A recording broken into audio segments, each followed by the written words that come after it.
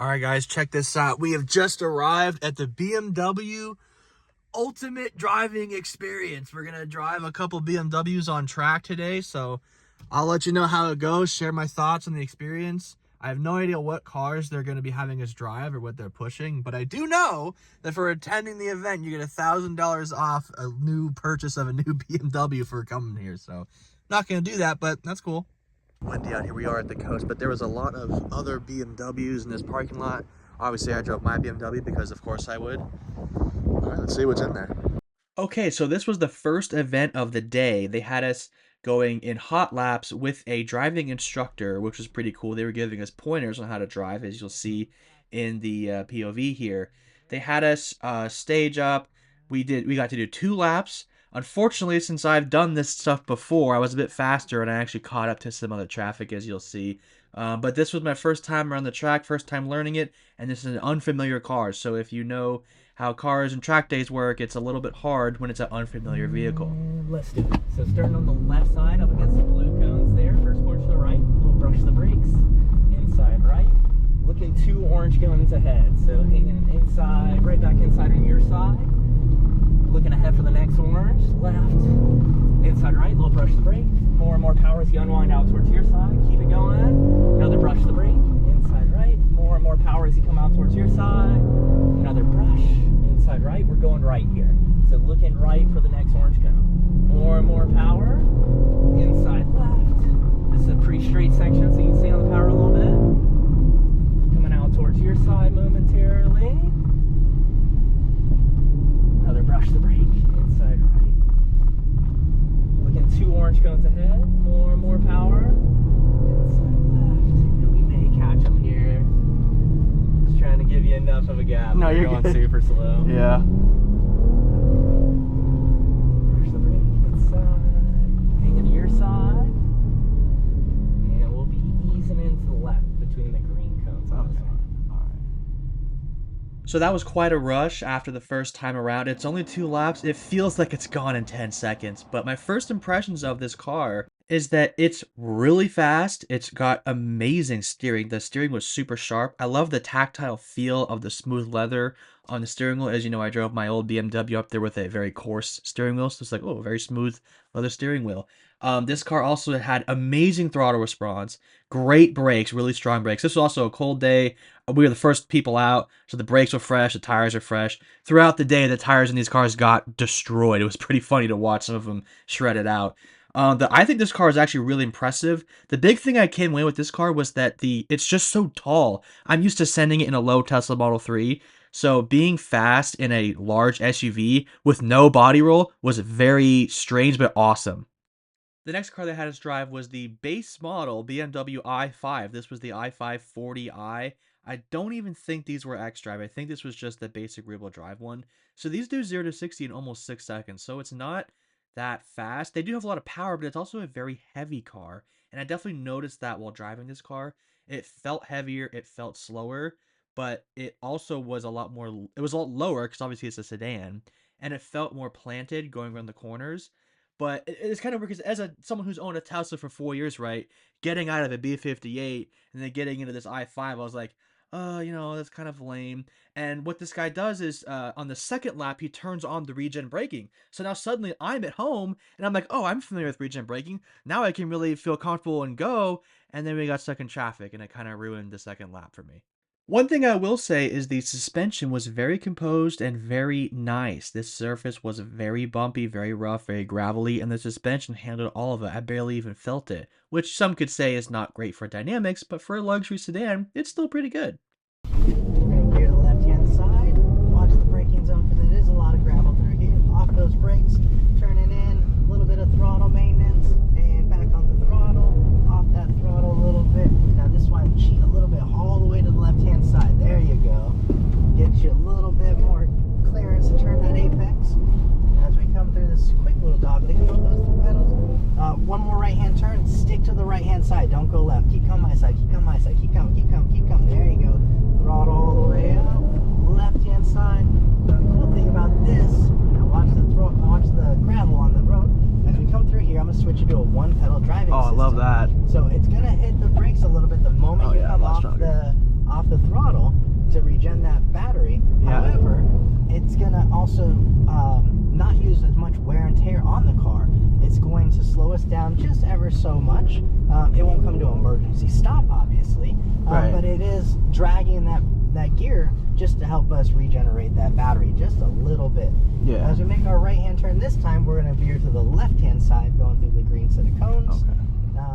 So as you saw there, we did catch up to that X3. Just as I was enjoying the regen braking, the car actually felt a lot more dynamic because I've gotten used to one-pedal driving in my Tesla, right? So being able to one-pedal drive this car, I was like, oh, awesome, we're here, we got it. And then I got stuck in the traffic, like I said. I don't know if you saw, but that X3 just took horrible lines. They kept way understeering and sliding off the edge of the track. The people that were at this event were not necessarily car people. A lot of like business executives or just people that like, oh, BMW is putting on an event. I'm going to go drive BMWs. And they don't really know anything about track driving at all. But otherwise, it was really cool to drive around on a track with BMW's tires and brakes. But these cars were so different in their personalities. I wish I had more time, more laps to get to learn them. Because I felt like the moment I got to experience it and enjoy it, the lap was over and I got to move on.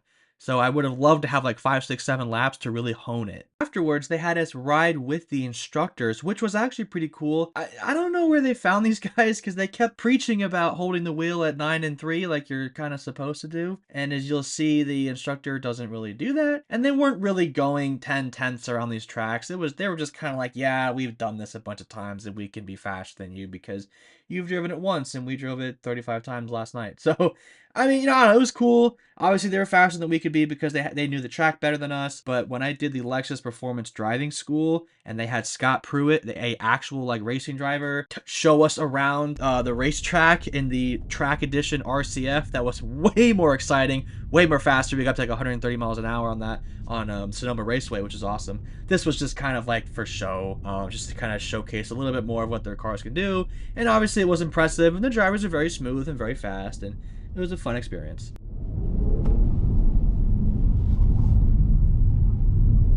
Tire squeal is good. It's how it talks to you. Yep. Tell you whether or not how the car's handling. Wait, they're not your tires, so you can run them right through.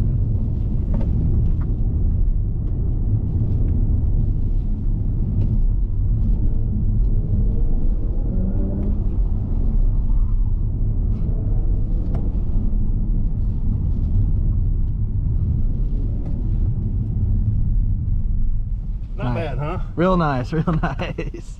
One thing I asked the guy afterwards was, hey, what happens to these cars after these events? He's like, oh, they're going to go to our dealerships and, they'll be available for sale. And I'm like, so these are what certified pre-owned cars are going to be? And he was kind of like, yeah, they'll be certified pre-owns. So basically, if you see a 2026, 2025 BMW that's certified pre-owned with the M Sport brakes and the M Performance packages, with like 1,000, 2,000 miles on them, yeah, they're probably the track cars, and maybe you should just stick to buying a brand new one instead. The next car I drove, and unfortunately the last car I was able to film because my GoPro failed me, was the BMW M340i, and this was by far the most exciting and the best car that I drove throughout the day. This car is totally set up to be a sports car. It's obviously as close as you can get to an M3 without being an M3, and it was a real hoot. I actually got it to drift one of the corners at a counter steer. Unfortunately, the camera cut out just before that happened, but I promise you it did happen because this instructor was a chiller. I'm gonna put you in Sports 1 and put you in Sports Plus. Alright, It's cool. a very small track, and it's got a lot of gravel on it, so stay off the gravel. Okay, I'll try my best. This car had all the power and the excitement of the X3 M50i, but with the lower dynamics of being a sports sedan. And it definitely made me want to buy one. Like I said, I have a 3 Series 328i. It is nothing like this. Even my mom has a 440i previous generation to this car. And while it's cool and has more power, it is not as exciting as these M40 cars. They are just a next level excitement. Go. Alright.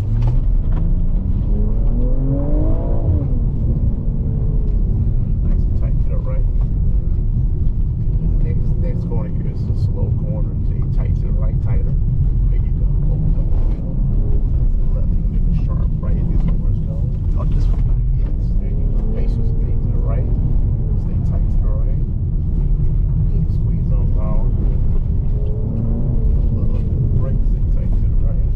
And that's where it ends. Unfortunately, I was not able to film my drift. The camera cut out just after it, but I can assure you I did drift it, and other people that were there were also talking about how they were able to drift it too. I did not unfortunately get to drive this Z4, but it sounded really nice. Alright guys, I pretty much just drove everything, so I'm going to give a quick synopsis of everything that I drove. So the most recent thing I drove, the last thing, was the Mini Cooper JCW edition. Not going to lie, was a little disappointed in that one after driving everything else here. That was probably the least exciting car. I expected a lot more from it. It had some delay. So every time you got to a corner, there was nothing, and the moment you finally hit the power, you gotta brake for corner again. So the turbo lag was a little disappointing with that.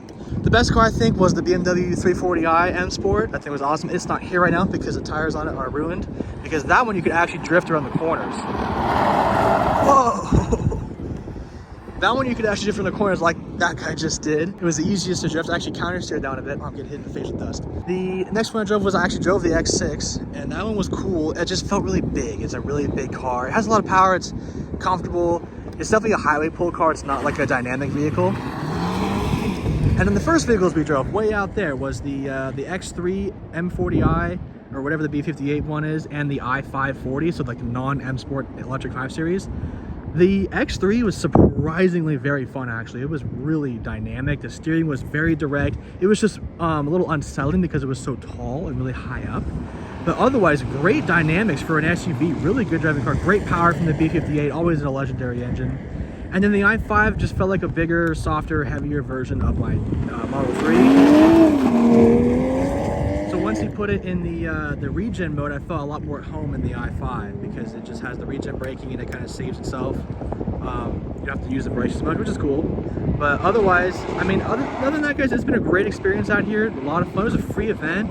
I highly recommend you come out here and drive it. They said they've been hosting these since 1998. As part of any BMW event, they got to showcase their products. Right now, I'm sitting in the new 7 Series. You also get a discount on track days that they offer, which is really cool if you want to do that. But this is the new 7 Series. BMW finally made cushy seats. These are actually super soft. The ones in my BMW are rock hard. And this, of course, has the executive seat package. So there's an ottoman that comes out there and this massive TV that comes down from the ceiling. That's pretty cool, as well as a sunroof above it here.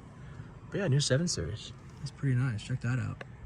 As always, guys, thanks for watching. I hope you enjoyed the video and got a glimpse of what BMW offers. Again, this is a free event. I just got an email and showed up. So if you want to go and do this stuff, you totally can. You just need to have a driver's license, and that's pretty much it. It was a great time, great experience. Always fun, going on track and not needing to pay for tires because track days ruin tires and brakes. So, as always, guys, comment, like, subscribe. Thanks for watching.